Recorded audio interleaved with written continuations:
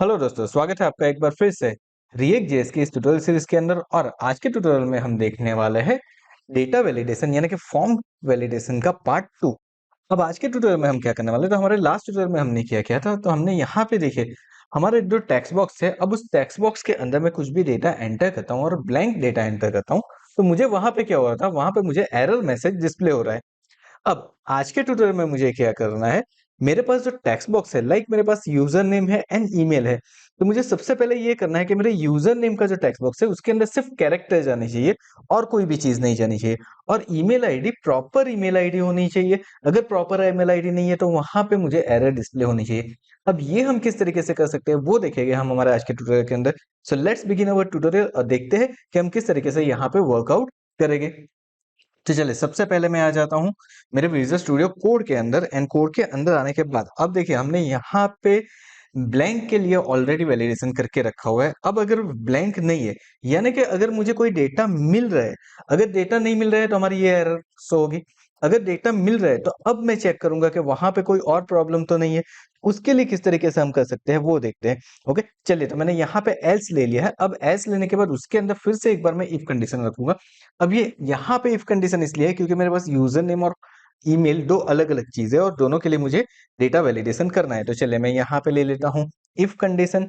And if condition लेने के बाद यहाँ पे मैं क्या कर देता हूँ, तो यहाँ पे मैं कंडीशन दे देता हूँ like name triple equals to, यानी कि अगर नेम की वैल्यू मुझे मिलती है यूजर नेम, अगर मुझे यहाँ पे यूजर नेम मिलता है देन मुझे क्या करना है, तो देन मुझे यहाँ पे चेक करवाना है कि मेरी जो डेटा है वो एक प्रॉपर पैटर्न के अंदर जा रहा है कि नहीं जा रहा है। तो उसके लिए मैं क्या करूंगा, तो उसके लिए मैं यहाँ पे दे दूंगा अगेन एक condition, and that is what, that is a if condition. Okay, अब यहाँ पे मैंने इफ कंडीशन दे दी है। एंड इफ कंडीशन देने के बाद यहाँ पे मैं क्या करता हूँ, तो यहाँ पे मैं एक सिंबल यहाँ पे लिखने वाला हूँ, that is explanation mark. And एक और सिंबल में लिखने वाला हूँ, that is dollar and slash. Okay, and actually मैं यहाँ पे लिखने वाला हूँ स्लैश, डॉलर तो हम बाद में लिखेंगे। ओके, तो यहाँ पे मैंने कुछ इस तरीके से लिख दिया ना। अब ये क्या करेगा, तो ये मेरी जो पैटर्न है उसको स्टार्ट करेगा और एंड करेगा। एंड डॉट करके मैं करने वाला हूँ टेस्ट। एंड टेस्ट में क्या करने वाला हूँ, तो टेस्ट में यहाँ पे करने वाला हूँ मेरी वैल्यू को। ओके, यानी कि जो मेरी वैल्यू आ रही है वो इसके साथ मैच कर रही है कि नहीं कर रही है, वो मैं यहाँ पे चेक करने वाला हूँ। अब पैटर्न क्या होगी, तो पैटर्न के अंदर कुछ इस तरह से होगा, मेरे पास एक स्लैश होगा, स्लैश के अंदर मैं ले लेता हूँ एक्सपोनेंट मार्क। सो मैंने यहाँ पे एक्सपोनेंट मार्क ले लिया है। एंड देन ब्रैकेट के अंदर मैं कर देता हूँ ए टू जेड, यानी कि ये क्या करेगा, ये मेरा स्मॉल ए टू जेड को काउंट करेगा। देन मैं ले लेता हूँ कैपिटल ए टू जेड, तो ये मेरा कैपिटल ए टू जेड को काउंट करेगा, यानी कि मेरे जो डेटा है वो स्मॉल ए टू जेड में होने चाहिए या फिर कैपिटल ए टू जेड के अंदर होने चाहिए। एंड देन अब मुझे क्या करना है, मुझे एक और चीज यहाँ पे चेक करवानी है कि मेरा जो यूजर नेम है वो एटलीस्ट क्या होना चाहिए, वो एटलीस्ट लाइक मैं ऐसे समझ लेता हूँ कि 7 to 20 कैरेक्टर के अंदर होना चाहिए। सो मैं यहाँ पे कर दूंगा 7, 20, यानी कि ये मेरा कितना होना चाहिए, 7 to 20 के बीच में होना चाहिए। एंड देन मैंने यहाँ पे लिख दी है डॉलर। अब देखिए, ये एक रेगुलर एक्सप्रेशन पैटर्न है। अगर आप नेट के ऊपर सर्च करते हो तो आपको बहुत सारी रेगुलर एक्सप्रेशन की पैटर्न मिल जाएगी। उस पैटर्न का आप यहाँ पे यूज कर सकते हो। ओके, तो हमने यहाँ पे एक पैटर्न लिख दी है कि अगर ये नॉट जो है, वो नॉट क्या है, तो नॉट एक्चुअली मेरा कर रहा है कि ये वैल्यू के साथ मैच नहीं कर रहा है, ये पैटर्न का पार्ट नहीं है। मेक श्योर मेरी पैटर्न तो यहां से यहां तक ही है। ओके, लेकिन ये नॉट क्या है, तो नॉट है मेरा सिंबल दैट इज रिप्रेजेंटिंग कि मेरी वैल्यू टेस्ट कर रहा हूं तो वो वैल्यू मैच नहीं हो रही है। ओके, तो ये मेरा हो गया। अब अगर ये आता है तो मुझे क्या करना है, तो मुझे सिंपल करना है ना, यहाँ पे मुझे क्या करना है, मुझे मेरी एरर करवा देनी है। तो मैं यहाँ पे कर दूंगा सेट। एंड सेट करके मैं क्या कर दूंगा, एरर्स, जो हमने आगे भी किया था वैसे ही हम यहाँ पे करेंगे। सेट एरर्स लिखने के बाद यहाँ पे हम क्या करेंगे, तो यहाँ पे हम लिखेंगे ट्रिपल डॉट एरर्स, यानी कि जो भी मेरी एरर मिल रही है वो। एंड कॉमा करके मैं लिख दूंगा ब्रैकेट के अंदर नेम, जो भी मेरा नेम। अगर आप यहाँ पे सिंपली यूजर नेम लिख देते तो भी कोई प्रॉब्लम नहीं था, बिकॉज अब एक्चुअली यूजर नेम के लिए ही कर रहे हो। एंड यहाँ पे मैसेज दे दूंगा कि user name must be at least 7 to 20 character. And साथ में मैं लिख सकता हूं and it should only contain letters. That's it. तो ये मेरा मैसेज भी हो गया। चलिए, तो हमने यहाँ पे क्या कर दिया, हमने यहाँ पे हमारी एरर बना दी और उसके लिए यहाँ पे हमने कोड भी किया। दैट्स इट, हमारा काम तो यहाँ पे हो गया।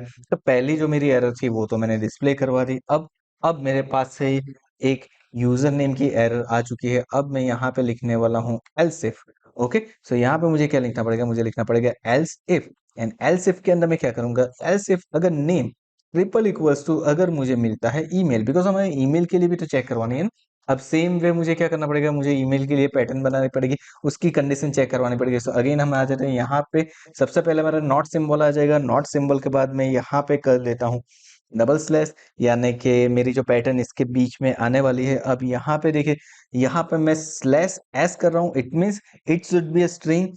प्लस करके मैं यहाँ पे लिख रहा हूँ एट द रेट, यानी कि एट द रेट का साइन होना चाहिए। अगेन मैं यहाँ पे स्लैश एस कर रहा हूँ, यानी कि एक और स्ट्रिंग होनी चाहिए। ओके, तो इस तरीके से कुछ मेरी पैटर्न अब बनती जा रही है। यहाँ पे मैंने कुछ इस तरीके से कर दिया। अब और क्या मेरा ऐड होगा, तो प्लस मुझे करना है। देन उसके बाद मैं करता हूँ स्लैश डॉट, यानी कि मेरा डॉट भी यहाँ पे होना चाहिए। ओके, एंड स्लैश करके मैं अगेन कर देता हूँ कैपिटल एस। सो नाउ इतनी चीजें मेरी हो चुकी है। लास्ट में मैं रख देता हूँ प्लस, क्योंकि यहाँ पे सारी चीजें हो रही है। तो dollar and plus that is a regular expression की पैटर्न होती है। रेगुलर एक्सप्रेशन के ऊपर अगर आप वीडियो चाहते हो तो इस वीडियो के नीचे कमेंट करना, वी वांट रेगुलर एक्सप्रेशन, या फिर सिर्फ रेगुलर एक्सप्रेशन लिख के कमेंट कर दो। हम रेगुलर एक्सप्रेशन के ऊपर जरूर से वीडियो बनाएंगे, but we need at least 50 comment of regular expression, तब हम रेगुलर एक्सप्रेशन के एक्सप्लेनेशन का पूरा वीडियो बनाएंगे। अगर आप चाहते हो कि सिर्फ आपको रेगुलर एक्सप्रेशन चाहिए, तो हम उसकी पोस्ट बना के जरूर से हमारी यूट्यूब चैनल के ऊपर रख देंगे। नाउ अब ये तो मेरी क्या हो गई, ये मेरी हो गई पैटर्न। अब मेरी पैटर्न तो बन के रेडी हो चुकी है। तो देखिए, पहला एस क्या करेगा, तो पहला एस डिफाइन करेगा कि पहले मेरा स्ट्रिंग हुआ है, जैसे कि मैं दे देता हूँ ईआर। उसके बाद मैंने एट द रेट लिखा, उसके बाद मुझे जीमेल लिखना है, तो ये दूसरा एस हो गया। फिर मेरा होता है डॉट कॉम, तो डॉट कॉम के लिए स्लैश डॉट स्लैश एस, ये मेरा हो गया। एंड देन अब मुझे क्या करना है, तो अब मुझे सिंपली जो हमने आगे किया था वो मुझे क्या करना है, मुझे इसको करना है टेस्ट। एंड टेस्ट के अंदर मैं क्या लिखूंगा, वैल्यू, जो भी मेरी वैल्यू आती है वो। अगर ये वैल्यू मैच नहीं होती है, जो हमने ऑलरेडी नॉट का सिंबल दे दिया है, ओके, तो यहाँ पे मैं क्या करूंगा, यहाँ पे सिंपली मैं ये वाला जो एरर मैसेज है वैसे ही एरर मैसेज ले लूंगा। सिर्फ यहाँ पे एरर मैसेज मेरा चेंज हो जाएगा। मैं यहाँ पे लिख दूंगा इनवैलिड ईमेल आईडी। ओके, और साथ में चलिए हम फॉर्मेट भी लिख देते हैं, ताकि हमारी जो मैसेज है वो एकदम नीट एंड क्लियर हो जाए। चलिए, हमने कुछ इस तरीके से कर दिया है। तो मेरा सारा वर्क यहाँ पे कंप्लीट हो चुका है। अब इस एरर को मैसेज को डिस्प्ले करवाने वाला कोड तो हम ऑलरेडी हमारे लास्ट सेशन में कर ही चुके हैं। तो यहाँ पे उसके अंदर कुछ और ऐड करने की जरूरत नहीं है। तो हम चले जाते हैं हमारे ब्राउजर के अंदर और चेक करते हैं कि सारी चीजें प्रॉपर वर्क कर रही है कि नहीं कर रही है। तो चलिए, मैं आ जा चुका हूँ मेरे वेब ब्राउजर के अंदर। एंड नाउ अब मैं चेक करता हूँ कि मेरा यूजर नेम प्रॉपर है कि नहीं है। सो यहाँ पे मैं एंटर करता हूँ 3 4, एंड यहाँ पे मैंने कर दिया टैब। तो देखिए, अब मुझे यहाँ पे एरर दे रहा है। यहाँ पे मैंने ईआर लिखा है, एंड ईआर लिखने के बाद अगेन मैं करता हूँ टैब। सी इनवैलिड ईमेल फॉर्मेट, मतलब मुझे एरर तो दे रहा है यहाँ पे।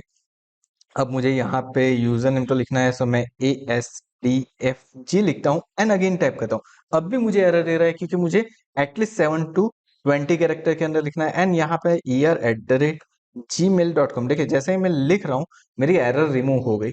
ओके, नाउ अब देखिए, अब मेरी एरर नहीं आ रही है, बिकॉज ये प्रॉपर हो चुका है। अगर मैं यहाँ से डॉट कॉम को रिमूव करके करता हूँ भी मुझे एरर देगा। इट मीन्स मुझे यहाँ पे प्रॉपर आईडी फॉर्मेट चाहिए। ओके, तो चलिए, हमने कुछ इस तरीके से वापस कर दिया। एंड यहाँ पे मैं आर कैपिटल कर देता हूँ।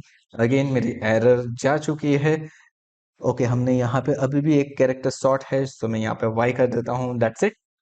सो अब मेरी सारी चीजें प्रॉपर हो चुकी है। It means it is working fine. हमारा यहाँ पे रेगुलर एक्सप्रेशन के साथ भी वैलिडेशन हो चुका है। आई होप आपको पता चल गया होगा कि हम किस तरीके से वैलिडेशन कर सकते हैं रेगुलर एक्सप्रेशन का यूज करके, एंड किस तरीके से हम रिएक्ट के अंदर ये सारी चीजें कर सकते हैं। तो अगर ये चीज पसंद आई है, किस तरीके से हम करते हैं वो चीजें आपको समझ में आ गई है, तो इस वीडियो को लाइक कर देना। अगर हम आपने अब तक हमारा पार्ट 1 नहीं देखा है, या फिर रिएक्ट की सीरीज नहीं देखी है, तो दोनों चीजें हमने यहाँ पे वॉच लिस्ट और हमारा लास्ट वीडियो दोनों देख के रखा है, उसको भी एक बार देख लीजिए।